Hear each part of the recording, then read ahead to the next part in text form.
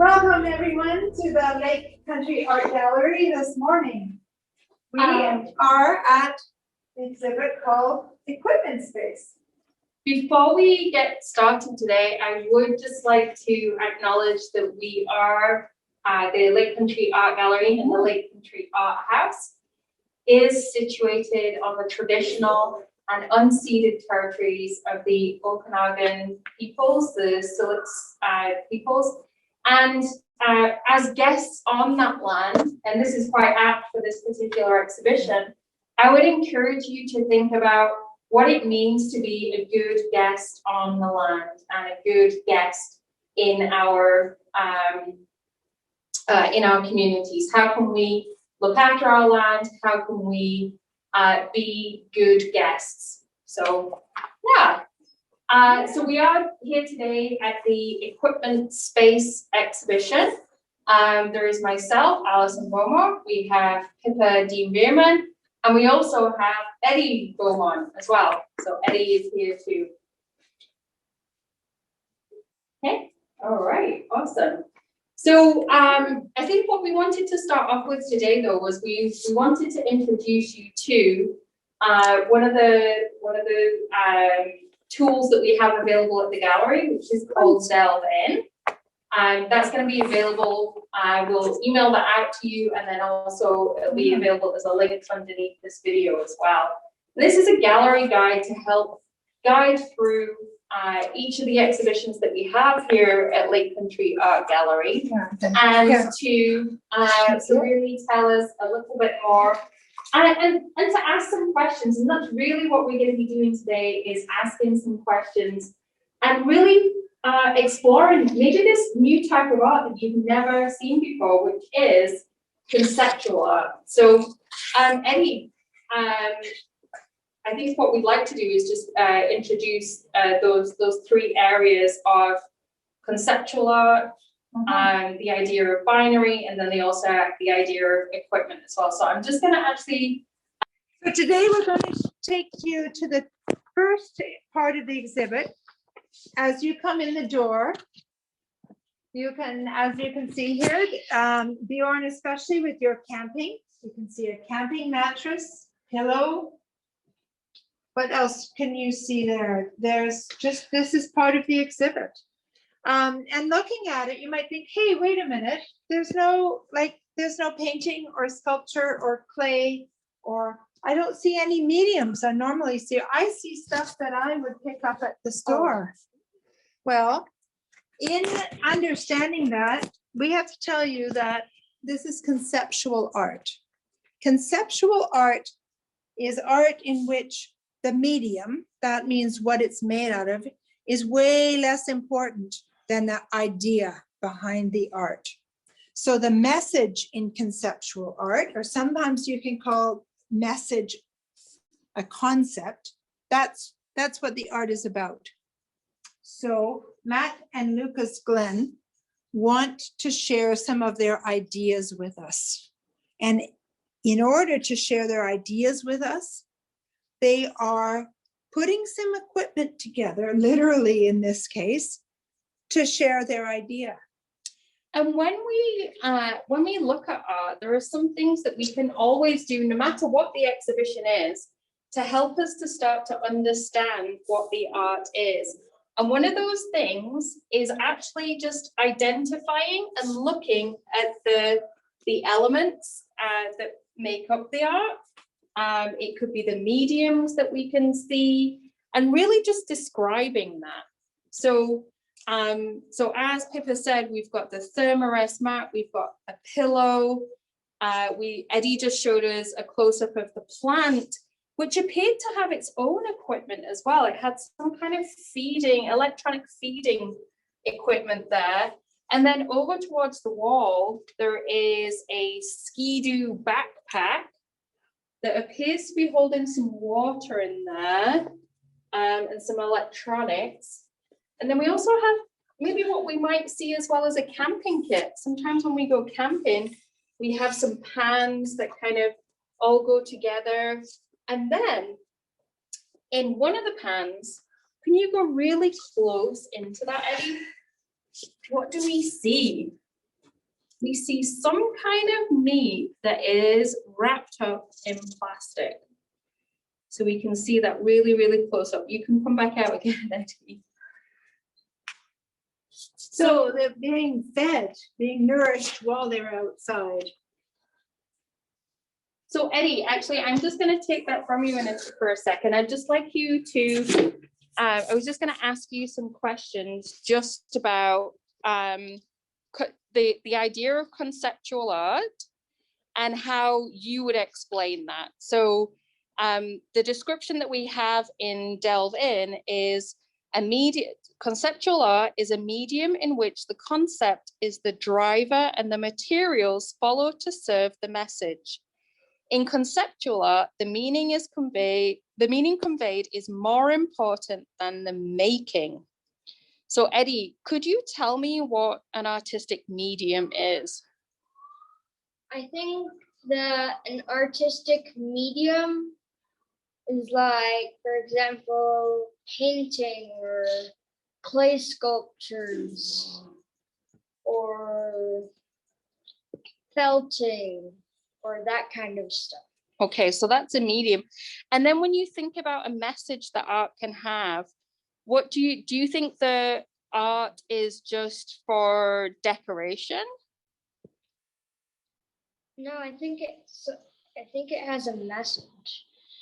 And so do you think with the artists Matt and Lucas Glen, do you think their art is more about the aesthetic and the way that things look, or do you think it's more about the message that the art has? I think it's more about the message. Okay, and then when we're thinking about what you just brilliantly filmed for us, what do you think the message might be with this artwork?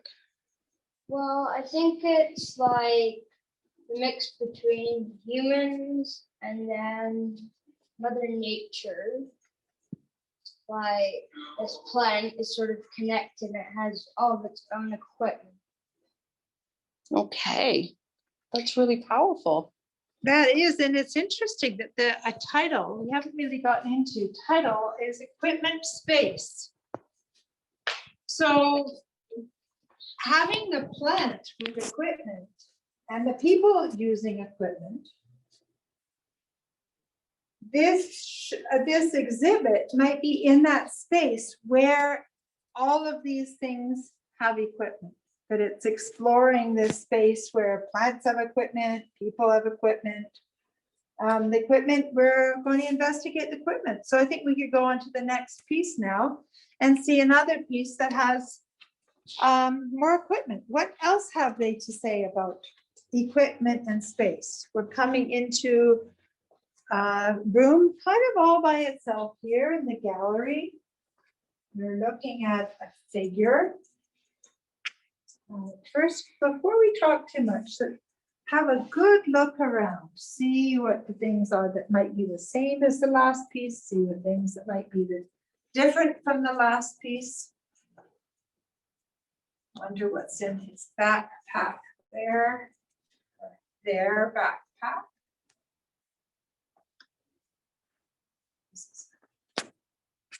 So we're taking you around the piece. Many of you have seen Nalgene water bottles.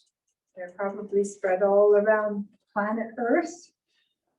People going into nature and needing to drink. Same wires going into a plant.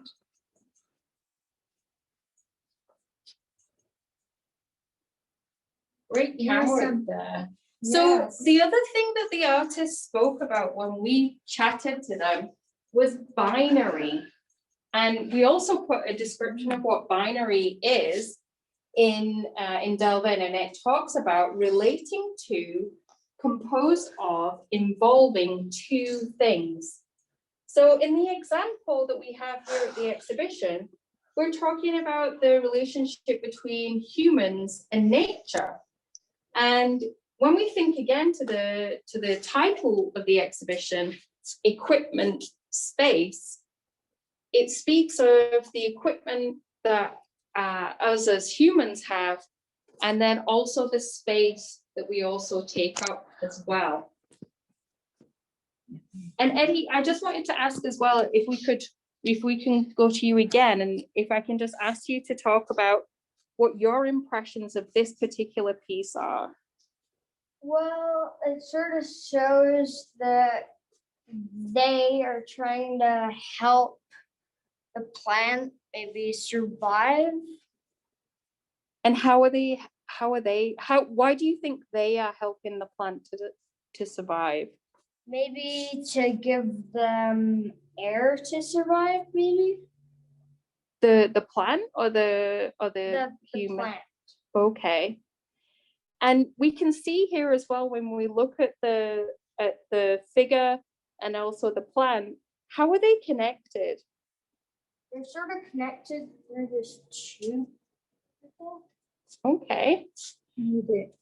They both have a need for the same thing here. Yeah. So the plant has sort of a need for the water, and the human sort of has a need for the air. And the water too. And the water too. And then is there anything that you noticed in particular about the equipment that the figure has, or the equipment that the plant has? Is there anything that you would point out in there? Not really. So I'm gonna just quickly talk about, if we just have a quick look over here, and we can see that they are wearing some cabela.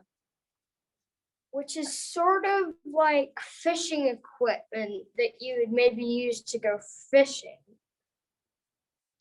And it's sort of like the thing that you wear so you don't really get that wet. And it's a particular brand name as well. So Yeah, because Cabela's also does like other types of equipment, like things. like hunting equipment. Yeah, like hunting equipment, fishing equipment. Okay. Basically lots of camping stuff. Lots of different. And there's cameras. kind of a suggestion in his backpack that there could be things for hunting in his backpack too. It's left a little bit nebulous here, Well, but the things in his backpack could be used for various activities. like this pop-out shovel could be used to get the dirt for the plant. Could be helping. Could be. And there must be some sort of water source inside of his backpack for the tree to be.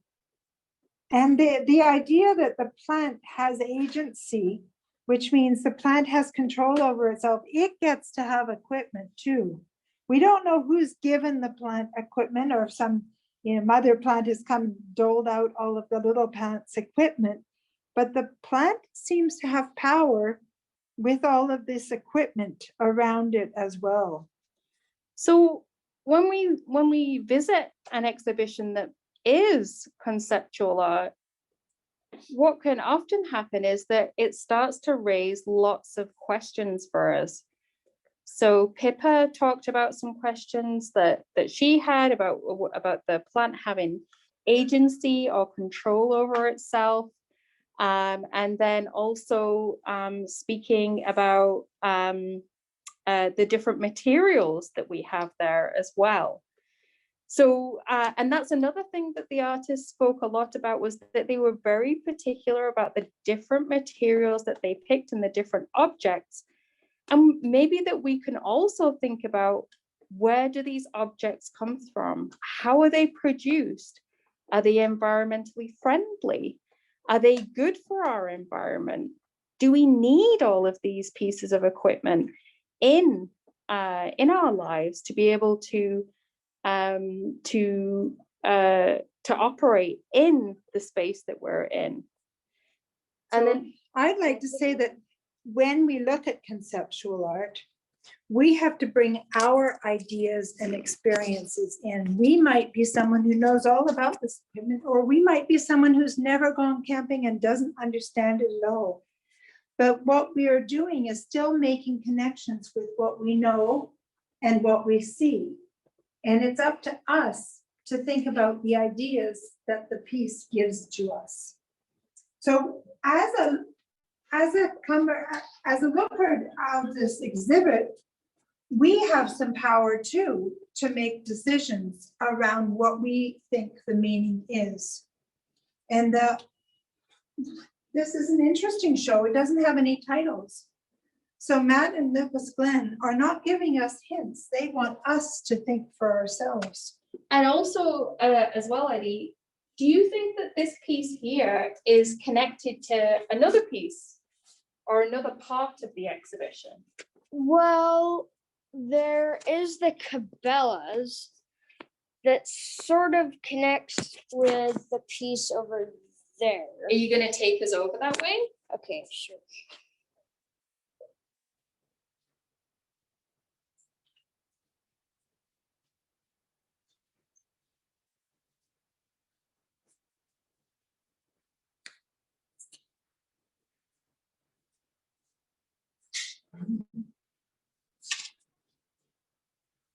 Now, here we see a television. I think most of us have a television in our house with a speaker. And on that television is a figure walking around, looks like dressed as a cowboy. I wonder why it would be a cowboy. I don't hear any sound other than perhaps weather.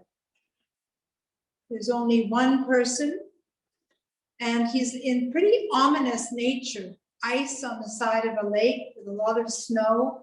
Looks like he's working pretty hard to travel wherever he's traveling. I think he's gonna go fishing maybe. Looks like he's deciding. So in this one, you can see that it's a video, and does it look real? Everybody who's with us on the Zoom, does this look like a real person? Do you think the cowboy equipment is authentic? Do you think Matt and Lucas wanted him to be a cowboy? What cowboys do? What are they known for? The game, this actually, we know that this is made from a video game. So it's not real people being photographed here. It's a video game that you can create as a video game player. And we don't see any faces. It's kind of weird in time. He has a beard, that's one thing I know. He's a beard. He has quite a bit of equipment, doesn't he? Cowboy equipment. Like he has his gun just in case. I feel a little bit almost impatient watching. I'm waiting to see if he's actually going to do something. It looks like he's struggling quite a bit, and he's Slipping he's sliding, and on the ice. I wonder why he's wanting to be there. He seems to be walking on the ice as well, and it's very close to the edge, and it doesn't seem to be that thick either. So it looks quite real, as though it could be a real environment, but there are things that happen that maybe don't look quite real. I think if I was that close to the edge, I think I would be hoping that there was someone to rescue me nearby. I think he's gonna go fishing maybe. Well, maybe we can check back in a minute. Check back and see. Oh, You have a little premonition there, Eddie. He's got a fishing rod. And Okay. here with fishing rods, I mean, man's kind of controlling nature. He's going to use nature. He's fishing. Catches a fish. now I'm pretty sure this scene is quite long. So look, why don't we go let's and go have a to look the over next this? one. We Yeah. might come back to see if he catches a fish. But don't forget to keep an eye on it. All right, now over in this one, there's another video here, which is actually quite dark at this point. Let's go down to the end and give this video a chance to brighten up, Eddie. What have we got here on the ground? So here we have, for the first time, we've got an animal. And the animal, lo and behold, is wearing equipment. Do animals need equipment? Does the animal look kind of silly having equipment? And Where does the equipment come from? How much did it cost? What company made the equipment? Do you wonder if he will get better grip on the snow if he's wearing snow boots on his feet? Will his head be cold? And what is he doing here? What is around this raccoon? He looks like he's kind of in a wary position, like an on guard position. I wonder if he is hunting. He's a very real raccoon. I think it's fur. What do you think, Allison? Do you think he's a real raccoon? Well, he looks quite real. He's not alive, that's for sure. Not alive for sure. Definitely not alive. But I do wonder as well, because when I look where the raccoon is looking, they're looking over to here. And I can see a connection here between earlier in the exhibition, we saw kind of a setup where somebody was sleeping and they were cooking. And they also had some pre-prepared meat as well. And this raccoon is also hunting this pre-prepared meal and this pre-ready meat that's already wrapped up, which again is a good question to kind of think about. You know, we've given this, the artists have given this raccoon some equipment, and now they're also providing some food in a similar way to how humans might present their food as well. So there's some interesting questions to consider. Now, I would like to suggest at this point that the goal of Matt and Lucas Glen of having equipment, they say it eliminates the binary. That would mean that humans and nature are put on the same level playing field, that one isn't better or more powerful than the other if they have equipment. And they think that the equipment makes them kind of be the same. And we have to look at this raccoon here and really wonder, does that seem kind of funny in our mind or unusual, or what do we think about equipment for animals? Do animals need equipment? Do we need equipment? Has someone talked us into having equipment and thinking, oh, unless we have equipment, we can't connect with nature or be outside or feel a part of nature? So I love this exhibit because it makes me think about some really important things. Am I part of nature? And what do I do to be a part of nature? And are some of the things I do to be a part of nature, like be in my kayak that's made out of plastic, does that actually hurt nature? Because it has to be made out of plastic and made out of oil. And maybe I need to be really conscious about the things I do and make sure that I can stay equal to nature without hurting nature. There's some plants more on the wall over here, and plants need water, and I need water. I kind of feel like plants aren't put there just for me. I think plants are pretty beautiful. I think plants make my life on earth better. I'd like to make sure that I don't do anything that hurts those plants. I think Eddie's telling us there's a fish over here. There is, yeah. So let's just, we're gonna go, so that we have the raccoon down here. We have another plant that's up here at the top as well. And then we also have this video. It is a little bit dark, but you can see that there is a figure carrying a raccoon. A dead raccoon through the landscape. And we're following the figure in this one. Okay. Almost there. We're almost there. Do you know what I think we might do is we're just going to go and visit just this chap over here. You'll have to be quite Okay. Is it? sort of catching. There's a little bit of suspense here, waiting for the fish to be caught. We'll just have to, let's go visit over here. Now, the biggest piece in this exhibit, the largest one, which is actually kind of bigger than human size, is this figure that kind of looks like he's climbing on the wall. He's climbing up a wall, but he's actually on the floor. It looks to me like he's kind of struggling, but he's huge. And he's covered in equipment. He's got gloves on, a hood. We can't see his face. He's kind of like the characters in the videos. He's got a backpack with tent poles. He's loaded up. He's got a fanny pack too. I think he might have run out of water and his body has just been stretching and stretching because he hasn't had any hydration. That's probably why he's so skinny. And But do you think it is an animal though, or do you think it is a human, or is it both? I think it might be a human. You think it might be a human? Okay.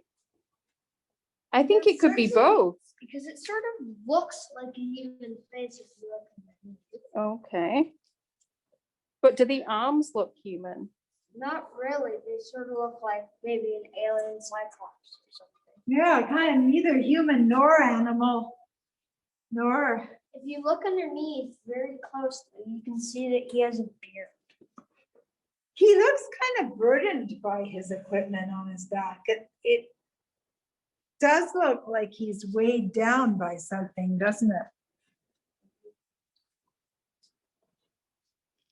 Mind you, I also notice here that if you look at the equipment he's got, it's all tattered and torn and painted, and it doesn't look like the figure them over there who has brand new equipment. And this equipment is slightly different in that it's worn and tattered and old and dirty and used. Suggesting that maybe this is them when they ran out of water. Just maybe. Yeah.